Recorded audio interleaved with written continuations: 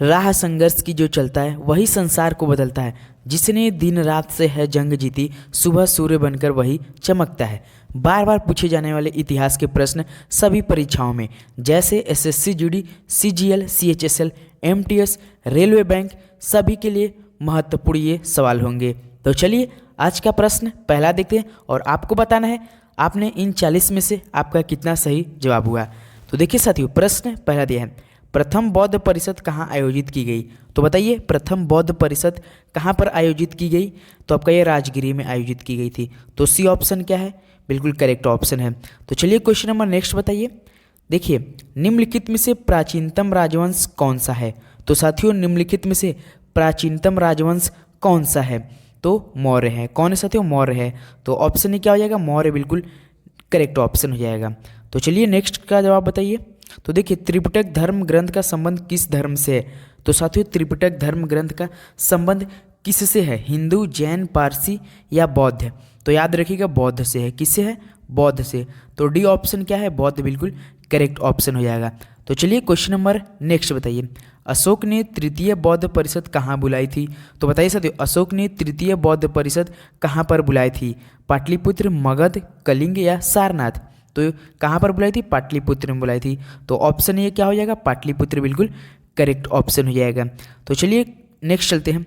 तो देखिए भारत में सर्वप्रथम स्वर्ण मुद्राएं चलाने वाले शासक कौन थे।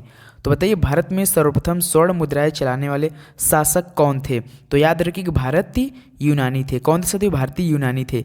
तो बी ऑप्शन क्या हो जाएगा, बिल्कुल करेक्ट ऑप्शन हो जाएगा। तो चलिए नेक्स्ट चलते हैं।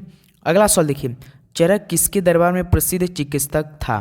तो बताइए साथियों चरक किसके दरबार में प्रसिद्ध चिकित्सक था। तो याद रखिएगा कनिष्क के दरबार में था। किसके, कनिष्क के। तो डी ऑप्शन क्या हो जाएगा, बिल्कुल करेक्ट ऑप्शन हो जाएगा। तो चलिए नेक्स्ट चलते हैं। अगला सवाल देखिए, किस भारतीय शासक ने कलिंग का युद्ध लड़ा था। तो बताइए साथियों किस भारतीय शासक ने कलिंग का युद्ध लड़ा था। तो अशोक ने लड़ा था। किसने, अशोक ने लड़ा था। तो डी ऑप्शन क्या हो जाएगा, बिल्कुल करेक्ट ऑप्शन।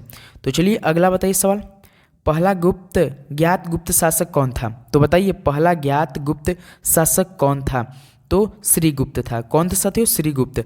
ऑप्शन ए क्या हो जाएगा, बिल्कुल सही जवाब हो जाएगा। तो देखिए क्वेश्चन नंबर 9 क्या दिया है, नंद वंश का संस्थापक कौन था। तो बताइए नंद राजवंश का संस्थापक कौन था। तो याद रखिएगा महापद्म नंद था। कौन था साथियों, महापद्म नंद। तो सी ऑप्शन क्या हो जाएगा, बिल्कुल करेक्ट ऑप्शन हो जाएगा। आप प्लीज़ हमें लास्ट में जरूर बताइएगा इन 40 में से आपका कितना सही जवाब हुआ। तो देखिए क्वेश्चन नंबर 10 किया दिया है, नालंदा विश्वविद्यालय की स्थापना किसके द्वारा की गई। तो बताइए सकते नालंदा विश्वविद्यालय की स्थापना किसके द्वारा की गई। तो कुमारगुप्त के द्वारा की गई। तो ऑप्शन भी क्या हो जाएगा, कुमारगुप्त, बिल्कुल करेक्ट ऑप्शन हो जाएगा। तो चलिए नेक्स्ट सवाल बताइए। तो देखिए बाणभट्ट निम्नलिखित में से किस सम्राट के राज दरबारी कवि थे। तो साथियों बाणभट्ट निम्नलिखित में से किस सम्राट के राज दरबारी कवि थे। तो हर्षवर्धन के थे। किसके साथियों, हर्षवर्धन के। तो सी ऑप्शन क्या हो जाएगा, हर्षवर्धन, बिल्कुल करेक्ट ऑप्शन हो जाएगा।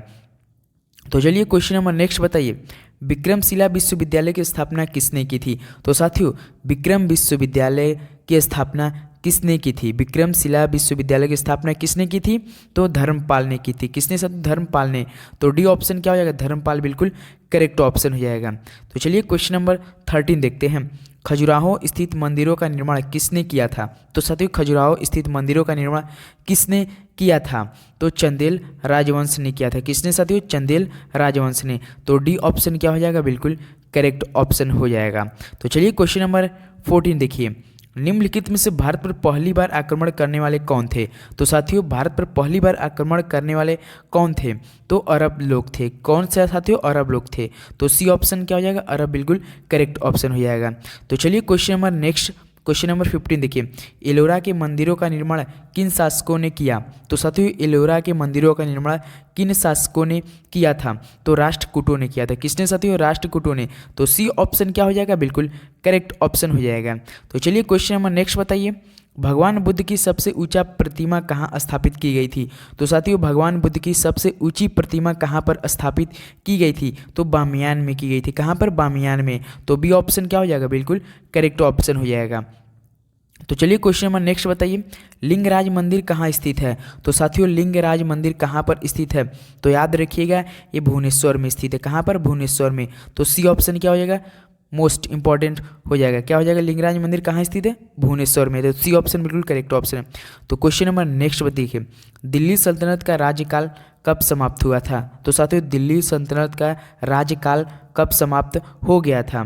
तो याद रखिएगा 1526 ईस्वी में समाप्त हो गया था। कब साथियों? 1526 ईस्वी में। तो 18 का ऑप्शन भी बिल्कुल करेक्ट ऑप्शन है। तो चलिए क्वेश्चन नंबर नेक्स्ट चलते हैं। तो देखिए, किस वंश के सुल्तानों ने सबसे अधिक समय तक शासन किया था? तो साथियों किस वंश के सुल्तानों ने सबसे अधिक समय तक शासन किया था? तो तुगलक वंश ने सबसे अधिक तक शासन किया था। तो बी ऑप्शन क्या है? बिल्कुल करेक्ट ऑप्शन, तुगलक वंश बिल्कुल करेक्ट ऑप्शन हो जाएगा। तो चलिए क्वेश्चन नंबर नेक्स्ट चलते हैं। अगला सवाल देखिए, लोधी वंश की स्थापना किसने की थी?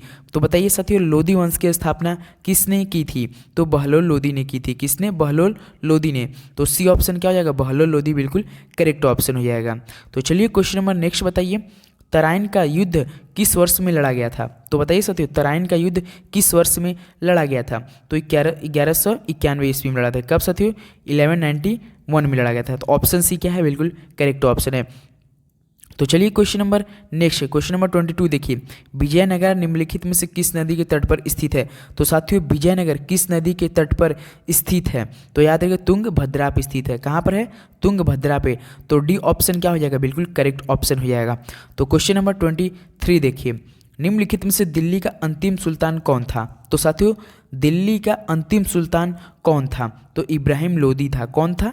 इब्राहिम लोदी। तो डी ऑप्शन क्या हो जाएगा? इब्राहिम लोदी बिल्कुल करेक्ट ऑप्शन। आप जिस भी एग्जाम की तैयारी करो, आपके हर परीक्षा के लिए ये क्लास मोस्ट इंपॉर्टेंट होने वाला। अब डेली के लगातार ऐसे क्लास होने वाले, तो प्लीज़ चैनल पर नहीं तो सब्सक्राइब करके लाइक करना ना भूलिएगा साथियों।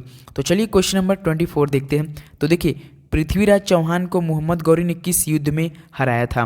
तो साथियों पृथ्वीराज चौहान को मोहम्मद गौरी ने किस युद्ध में हराया था? तो तराइन के 1192 ईस्वी में हराया था। तराइन युद्ध में 1192 ईस्वी में। तो बी ऑप्शन क्या हो जाएगा साथियों? बिल्कुल करेक्ट ऑप्शन हो जाएगा। तराइन 1192 ईस्वी बिल्कुल करेक्ट ऑप्शन हो जाएगा।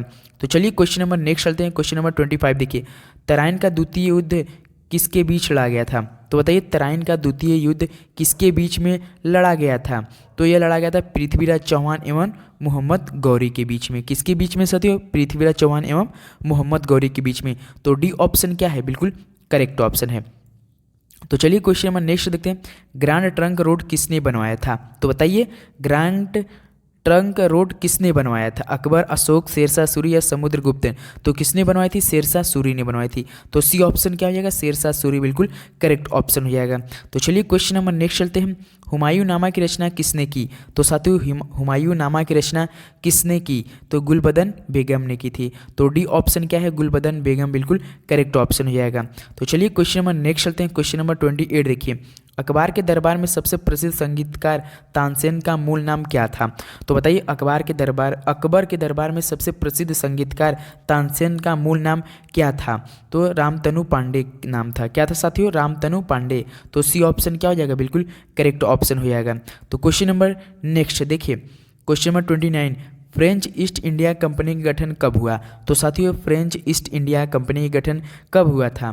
तो यह 1664 में हुआ था। कब साथियों? 1664 में हुआ था। तो सी ऑप्शन क्या है? बिल्कुल करेक्ट ऑप्शन है। तो क्वेश्चन नंबर नेक्स्ट चलते हैं। क्वेश्चन नंबर अगला देखिए, किस गवर्नर जनरल का नाम राज्य हड़प नीति डॉक्ट्रिन ऑफ लैप्स के साथ जुड़ा हुआ है? तो साथियों किस गवर्नर जनरल का नाम राज्य हड़प नीति डॉक्ट्रिन ऑफ लैप्स के साथ जुड़ा हुआ है? तो लॉर्ड डलहौजी का। किसका साथियों? डलहौजी का। तो बी ऑप्शन क्या है? बिल्कुल करेक्ट ऑप्शन हो जाएगा। तो चलिए दोस्तों क्वेश्चन नंबर नेक्स्ट का जवाब बताइए, ब्लैक होल त्रासदी कहाँ घटी थी? तो साथियों ब्लैक होल त्रासदी कहाँ पर घटी थी? तो यह कलकत्ता में घटी थी। कहाँ पर? कलकत्ता में। तो बी ऑप्शन कलकत्ता बिल्कुल करेक्ट ऑप्शन हो जाएगा। तो चलिए क्वेश्चन नंबर 32 देखते हैं। देखिए प्लासी का युद्ध किस वर्ष हुआ था? तो दोस्तों प्लासी का युद्ध किस वर्ष हुआ था? तो 1757 में हुआ था। तो बी ऑप्शन क्या है? 1757 बिल्कुल करेक्ट ऑप्शन है। तो क्वेश्चन नंबर 33 देखिए, बंगाल के प्रथम गवर्नर जनरल कौन थे? तो साथियों बंगाल के प्रथम गवर्नर जनरल कौन थे? तो वैरेन हेस्टिंग्स थे। कौन थे? वैरेन हेस्टिंग्स थे।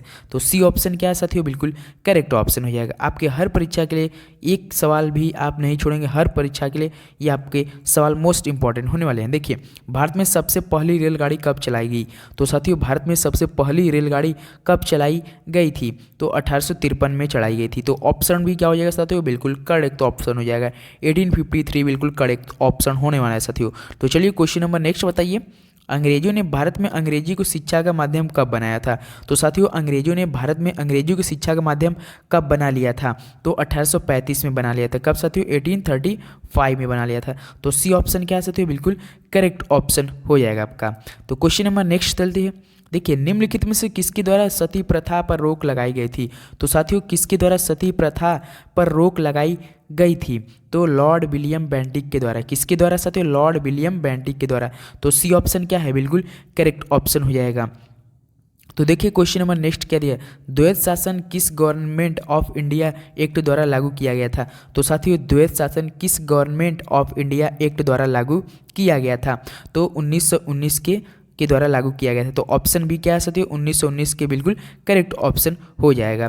तो क्वेश्चन नंबर नेक्स्ट चलते हैं। क्वेश्चन नंबर 38 देखिए, वापस वेदों की ओर का आह्वान किया गया था। तो साथियों वापस वेदों की ओर किसके द्वारा यह आह्वान किया गया था? तो याद रखिए आपके एसएससी जीडी एग्जाम में जो आपका 20 फरवरी से स्टार्ट है, एक किसी न किसी शिफ्ट में ये सवाल पूछा था, वापस वेदों की ओर किसका आह्वान था? तो याद रखिएगा ये स्वामी दयानंद सरस्वती द्वारा है। स्वामी दयानंद सरस्वती द्वारा। ऑप्शन भी क्या है? बिल्कुल करेक्ट ऑप्शन है। तो चलिए क्वेश्चन नंबर नेक्स्ट चलते हैं। अगला सवाल देखिए, निम्नलिखित में से भारत में स्थापित स्वशासन का अग्रगामी कौन था?